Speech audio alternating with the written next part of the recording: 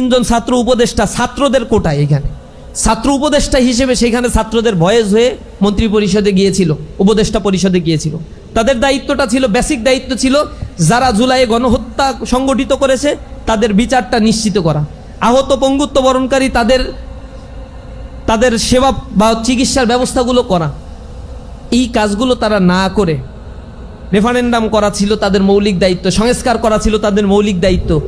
তারা সেখানে গিয়ে রুটিন একটা ওয়ার্ক করার মধ্য দিয়ে এবং নিজেদের রাজনৈতিক বন্দোবস্ত চূড়ান্ত করার জন্য রাজনীতি করার মানসিকতা, উচ্চাভিলাষিতা তাদের দায়িত্ব থেকে তাদেরকে যোজন যোজন মাইল দূরে সরিয়ে রেখেছে। তারা ভুলে গেছে যে কোন রক্তের উপরে দাঁড়িয়ে কোন যোগ্যতায় তারা ওইখানে গিয়েছে, তারা সেখানে গিয়েছে কোন যোগ্যতায়, নির্বাচন করছে না কি করছে। তাদের মতো এরকম জুলুম নির্যাতনের শিকার তো আরো অনেকেই হয়েছে, হাত হারিয়েছে, তার চাইতে কঠিন জুলুম নির্যাতনের শিকার হয়েছে। জুলাই আন্দোলনে তারও অনেকেই নেতৃত্ব দিয়েছে, তারা তো আর উপদেষ্টা হইতে পারে নাই। সুতরাং তারা উপদেষ্টা হয়ে আলিশান জীবনযাপনের জন্য যায় নাই, তাদের একটা ডিউটি ছিল নির্ধারিত একটা সময়ের। আমি মনে করি উপদেষ্টারা, ছাত্র উপদেষ্টারা বিশেষ করে সেই দায়িত্ব পালনে শতভাগ ব্যর্থতার পরিচয় দিয়েছে তারা। এবং জনগণ তারা যখন এই দায়িত্বে আর থাকবে না তখন পাই টু পাই তাদের এই হিসাবগুলো তাদের কাছ থেকে নিবে। বিদায় নেওয়ার পরে জনগণ তাদের কম্প্যারিজন বুঝতে পারবে, কি অবস্থা ছিল আগে, কিভাবে থাকতো আর এখন কিভাবে থাকে, কোন অবস্থার পরিবর্তন হয়েছে, এগুলোর কম্প্যারিজন জনগণ তখন তাদের কাছ থেকে আদায় করে নেবে। আমরা আশা করি বাংলাদেশটা পরিবর্তন হবে, দুর্নীতি মুক্ত হবে। নিরন্ন বস্ত্রহীন মানুষের হাহাকারে এখনো আকাশ বাতাস প্রকম্পিত হচ্ছে, লক্ষ কোটি মানুষ এখনো দারিদ্র সীমার নিচে বসবাস করছে। এখনো পর্যন্ত ব্যবসার ফ্রি একটা এনভায়রনমেন্ট ক্রিয়েট করা সম্ভব হয় নাই। বাংলাদেশের মানুষের মৌলিক অধিকারগুলো এখনো পর্যন্ত সংরক্ষিত করা সম্ভব হয়নি। আইন শৃঙ্খলার বাহিনীর এখনো পর্যন্ত কোনো ধরনের পরিবর্তন লক্ষণীয় নয়। যে কোনো একটা রাজনৈতিক দলের তাবেদারি করার এখনো মানসিকতাগুলো আমরা আইন শৃঙ্খলা রক্ষাকারী বাহিনীর মধ্যে দেখতে পাচ্ছি। আপনারা জানেন স্বাধীনতার ইমিডিয়েট 1 বছর 2 বছরের ব্যবধানে তৎকালীন সময়ে ডাকসুর পক্ষ থেকে বঙ্গবন্ধু উপাধিটা থেকে কেড়ে নেওয়া হয়েছিল। বলা হয়েছিল যে ও বঙ্গবন্ধু হইতে পারে না, ও এত বেশি নির্বিচারে হত্যাকাণ্ড চালাইছে। সম্ভবত সে সময় ডাকসুর ভিপি ছিলেন মুজাহিদুল ইসলাম সেলিম, তিনি পল্টনে প্রকাশ্যে ঘোষণা দিয়েছিলেন তার বঙ্গবন্ধু উপাধি আমরা মানি না, ডাকসু থেকে এটা বহিষ্কার করা হলো। এমন পর্যায়ে সে গিয়েছিল যে ঢাকা বিশ্ববিদ্যালয় থেকে নির্বাচিত প্রতিনিধিরা তৎকালীন সময়ে তার বিরুদ্ধে এই ঘোষণা দিয়েছিল। তারপরেও সে আরও বেশি মনস্টার হয়ে গিয়েছিল। এরই ধারাবাহিকতা বজায় রেখেছে পরবর্তী ধারাবাহিকভাবে রাজনৈতিক দলগুলো যারা ক্ষমতায় এসেছিল। স্বৈরাচারের উত্থান হয়েছে, স্বৈরাচার ধারাবাহিকভাবে এইখানের মানুষদেরকে তার ক্ষমতা কুক্ষিগত করার জন্য হত্যা করেছে। তার একটা ছাত্র সংগঠন প্রতিষ্ঠা করেছিল, সেই ছাত্র সংগঠন দিয়ে ত্রাসের রাজত্ব তৈরি করেছিল প্রত্যেকটা ক্যাম্পাসগুলোতে। স্বৈরাচার বিদায় নিয়েছে, মানুষ একটু স্বস্তির নিঃশ্বাস ফেলেছিল, ভেবেছিল কিছু একটা আস্থা এখন পাওয়া যাবে, কিন্তু সেটাও চুরি করা হয়েছে। চুরি করে যারা ক্ষমতায় দখল করেছে তাদের সেই নির্বিচারে লুটপাট করা, দুর্নীতির স্বর্গরাজ্যে পরিণত করা, মানুষের মৌলিক অধিকারগুলো কেড়ে নেয়া, তাদের জমিগুলো জোর দখল করা, তাদের বেঁচে থাকার অধিকার কেড়ে নেয়া। যখন কোনো রাজনীতিবিদদের বিরুদ্ধে কথা বলে, রাষ্ট্রের ব্যাপারে কথা বলে, রাষ্ট্রের অন্যায় অবিচারের বিরুদ্ধে কেউ কথা বলছে, তাদেরকে আয়নাঘরে নিয়ে যাওয়া হয়েছে, বিচার বহির্ভূত হত্যা করা হয়েছে, পুলিশের হেফাজতে নিয়ে হত্যা করা হয়েছে। এগুলো আমাদের চিরায়িত একটা স্বভাবে পরিণত হয়েছে। ধারাবাহিকতা তো বজায় রেখে সর্বশেষ আওয়ামী ফ্যাসিবাদ দীর্ঘ 15 বছরে যে জুলুম নির্যাতনের স্টিম রোলার এই বাংলাদেশে চালিয়েছে, তার পরিণতি হয়েছে এই বাংলাদেশ থেকে তাকে তল্পা নিয়ে যাদের এজেন্ডা বাস্তবায়নের জন্য এমন গণহত্যাগুলো তারা এই ভূখণ্ডে চালিয়েছিল, তাদের কাছে সে বিদায় নিয়ে চলে গেছে। ইসলামী ছাত্র শিবিরের উপরে এই সময়কার পরিচালিত ছাত্র সংগঠন হিসেবে সবচেয়ে বেশি নির্যাতন ইসলামী ছাত্র শিবিরের উপরে চালানো হয়েছে। টোটাল যে গুমের ঘটনাগুলো ঘটেছে আপনারা দেখেছেন, সেই প্রতিবেদন গুম কমিশন যখন দিয়েছে, টোটাল গুমের ঘটনার 31% গুমই হয়েছে একক ছাত্র সংগঠন হিসেবে বাংলাদেশ ইসলামী ছাত্র শিবিরের। আমাদের 255 জন ভাইকে এই 15 বছরে নেতা পর্যায়ের দায়িত্বশীলদেরকে আমাদের 255 জনকে সেখানে গুম করা হয়েছে। এবং সমীক্ষায় দেখা গিয়েছে ওইখানে গুমের তালিকা যত কোনো ছাত্র সংগঠন ওইভাবে হাইলাইটস করা হয় নাই, রাজনৈতিক দলগুলোকে প্রকারান্তে মূলত হাইলাইটস করা হয়েছে। সেখানে দেখা গিয়েছে বিএনপি, তার ছাত্র দল, তার যুব দল, শ্রমিক দল, তাঁতি দল, সব দল মিলে 35% গুমের ঘটনা ঘটেছে। আর দ্বিতীয় একক ছাত্র সংগঠন হিসেবে ইসলামী ছাত্র শিবিরের উপরেই 31% গুমের ঘটনা ঘটিয়েছে এই ফ্যাসিস্ট আওয়ামী লীগ। এরপরে তৃতীয় স্থানে রয়েছে বাংলাদেশ জামাত ইসলামী, 25% গুমের ঘটনা তাদের উপরে ঘটেছে। অর্থাৎ ইসলামিস্টদের উপরে তাদের যে একটা আক্রমণ ছিল এবং বাংলাদেশে যে ইসলামের উত্থান এবং ইসলামী যে মানবতার একমাত্র মুক্তি দিতে পারে, এই বাণী যখন মানুষ আস্তে আস্তে গ্রহণ করছিল, তখন মিডিয়া ট্রায়ালের মাধ্যমে এবং নানা ধরনের ইসলামোফোবিয়া তৈরি করে, তারপরে ওয়েস্টার্নদের চোখে আমাদেরকে জঙ্গি হিসেবে উপস্থাপন করে নির্বিচার হত্যাকাণ্ডকে বৈধতা দেওয়া হয়েছে। আমাদেরকে জেলখানায় নিয়ে যখন মারতো, আর কোনো অপরাধ ছিল না। আমরা বলছি আমরা কি করছি? আমাদেরকে বাসা থেকে, পড়ার টেবিল থেকে ধরে নিয়ে গিয়ে সামনে অস্ত্র উদ্ধারের নাটক করা হয়েছে। বলা হয়েছে এই অস্ত্রগুলো নাকি আমাদের কাছ থেকে পাওয়া গেছে।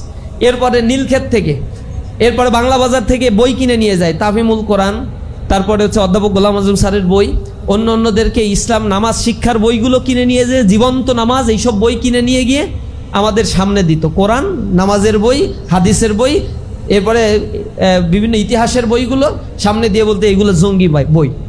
আমাদের যারা শুনানি করতো তারা বলতো যে এইগুলো জঙ্গি বই, নিষিদ্ধ বই, তার তো একটা লিস্ট থাকতে হবে। কিন্তু কোনো লিস্ট পুলিশ সেখানে দেখাতে পারতো না, নির্বিকার পুলিশ দাঁড়িয়ে থাকতো। কিন্তু আমাদের মামলা কোন এক অজানা কারণে, ইনভিজিবল হ্যান্ডের কারণে সেগুলো পরিচালিত হতো।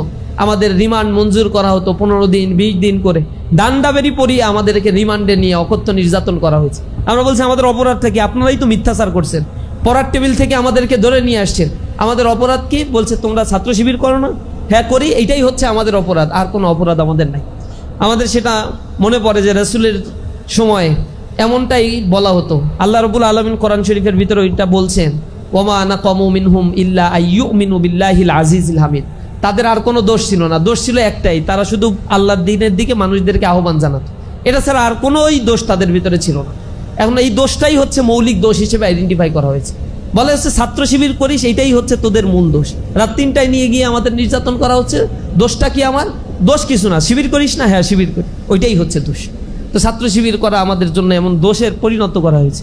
এবং 2009 সাল থেকে 24 সাল পর্যন্ত, আওয়ামী ফ্যাসিবাদ বিদায় নেওয়ার আগ পর্যন্ত, জুলাইয়ের আন্দোলনে তো আমাদের কয়েকশো ভাই শাহাদাত বরণ করেছে। তার আগ পর্যন্ত 103 জন ভাইকে বিনা বিচারে হত্যা করা হয়েছে। 88 জন ভাইকে শুধুমাত্র ক্রস ফায়ার দিয়ে হত্যা করা হয়েছে, কোনো কারণ ছাড়াই ধরে নিয়ে গিয়ে ক্রস ফায়ার করা হয়েছে। গুম ঘরে নিয়ে যেয়ে আমাদের ভাইদেরকে আয়না ঘরে বন্দি রাখা হয়েছে। বছরের পর বছর পরিবার পরিজন থেকে তাদেরকে বিচ্ছিন্ন করা হয়েছে। এখনও 7 জন ভাই, আমরা 7 জন ভাই ইসলামী ছাত্র শিবিরের গুম অবস্থায় রয়েছে। আমরা তাদের অবস্থান জানি না, তারা আসলে কোথায় আছে, কি অবস্থায় আছে। আমরা 5 আগস্টের পরেও অনেক ভাই আয়নাঘর থেকে, বন্দি থেকে মুক্তি পেয়েছে, কিন্তু আমাদের 7 ভাইয়ের ব্যাপারে আমরা এখনো পর্যন্ত প্রশাসনের দ্বারে দ্বারে ঘুরে বেড়াচ্ছি। গুম কমিশনে আমরা আবেদন জমা দিয়েছি, আমরা বিভিন্ন প্রশাসনের দপ্তরগুলোতে গিয়েছি, র্যাবের কাছে গিয়েছি, কিন্তু তারা আমাদেরকে কোনো জবাব দিতে এখনো পারছে না। আমরা বলেছি যদি তাদেরকে এখনো সন্ধান দিতে না পারো, অন্তত সত্যি কথা বলো যে তারা এখন পৃথিবীতে নাই, তাদেরকে এইভাবে হত্যা করা হয়েছে, তাও অন্তত একটু আমাদের তথ্য দাও। সেই তথ্য রাষ্ট্রযন্ত্র আমাদেরকে এখনো পর্যন্ত দিতে পারছে না। এরপরে আমাদের এখানে লেখাপড়া করতে গিয়ে অনেক ভাইয়ের ছাত্র জীবন শেষ করতে পারে নাই। বিশ্ববিদ্যালয়ে ইসলামী ছাত্র শিবির আইডেন্টিফাই করার কারণে ঢাকা ইউনিভার্সিটি থেকে আমাদের ভাইদেরকে ধরে নিয়ে অকথ্য নির্যাতন করে ঢাকা বিশ্ববিদ্যালয় থেকে বের করে দেওয়া হয়েছে, রাজশাহী বিশ্ববিদ্যালয় থেকে বের করে দেওয়া হয়েছে। একজন ভাইকে দেখেছেন যে দীর্ঘ 14-15 বছর পরে তার ফলাফলটা বন্দি করে আটক করে রাখা হয়েছিল, ফলাফল প্রকাশ করতে দেয় নাই। এই ফলাফল প্রকাশ হয়েছে, তিনি ফার্স্ট ক্লাস ফার্স্ট হয়েছেন রেজাল্ট। ইসলামী ছাত্র শিবিরের দায়িত্বশীল ছাত্র শিবির করে, এই কারণে তার রেজাল্টটা পর্যন্ত পাবলিকেশন করা হয় নাই, রেজাল্ট দেওয়া হয়নি, বিশ্ববিদ্যালয় থেকে তাকে বের করে দেওয়া হয়েছিল। এটা ছিল আমাদের উপরে চালানো সেই জুলুম নির্যাতনের অবস্থান। এবং এই যে দীর্ঘ সময় ধরে বিগত 15 বছরে ইসলামী ছাত্র শিবিরের প্রায় 66,240 জন ভাইকে গ্রেপ্তার করা হয়েছিল। এর মধ্যে আমাদের উপরে যে মামলা করা হয়েছিল তাতে প্রায় আসামি করা হয়েছিল 1,53,312 জনকে আসামি করা হয়েছিল। রিমান্ডে নিয়ে 19,000-এর অধিক ভাইকে চরম নির্যাতন করা হয়েছিল। তার মধ্যে পঙ্গুত্ব বরণ করেছিল প্রায় 500-এর কাছাকাছি ভাইকে স্থায়ীভাবে হাত হারিয়েছে, চোখ হারিয়েছে, পা হারিয়েছে। এভাবে এখনো পর্যন্ত সেই ক্ষত নিয়ে জীবনযাপন করছে।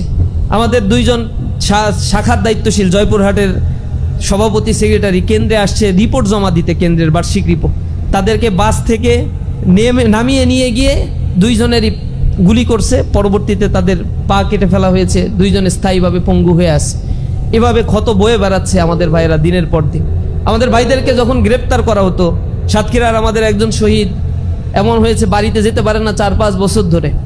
হঠাৎ করে তার মাকে দেখার ইচ্ছা জাগলো তার। রাতের অন্ধকারে মাকে দেখার জন্য সে গেছে, সেখানে ওত পেতেছিল সেখানে গোয়েন্দা বাহিনী। ইসলামী ছাত্র শিবিরের সেই ভাইটিকে গ্রেপ্তার করে নিয়ে আসা হলো। এরপরে তাকে যখন ক্রস ফায়ার দিতে নিয়ে যাবে, পুলিশ জিজ্ঞাসা করছে তোমার জীবনের শেষ আশাটা কি। এই ঘটনা আমাদেরকে ওই পুলিশের ওই অভিযানে যারা ছিল তাদের একজন কর্মকর্তা আমাদেরকে পরে বলছে, আর চোখের পানি ফেলছে, কান্নাকাটি করছে, বলছে বড় অন্যায় আমরা করছি তার উপরে। যখন তাকে নিয়ে যাচ্ছে ক্রস ফায়ার দিতে, ক্রস ফায়ারের পূর্বে বলছে তোর কোনো ইচ্ছা আছে কিনা, শেষ ইচ্ছা। তখন আমাদের ভাইটা বলছে যে আমার মাকে তো একটু দেখতে আসছিলাম, মাকে যেহেতু দেখতে পারলাম না, তার আগেই গ্রেপ্তার করলেন, আমার মাকে একটু যদি এক নজর আমাকে একটু দেখায় নিয়ে আসা যায়, আমার মার কাছে আমাকে একটু যদি নিয়ে যান, আমার এইটুকু শেষ ইচ্ছা। তখন অকথ্য ভাষায় গালিগালাজ করলো তাকে, গালিগালাজ করে বুটের আঘাত, লাথি মারছে, চোয়ার মারছে, ঘুষি মারছে।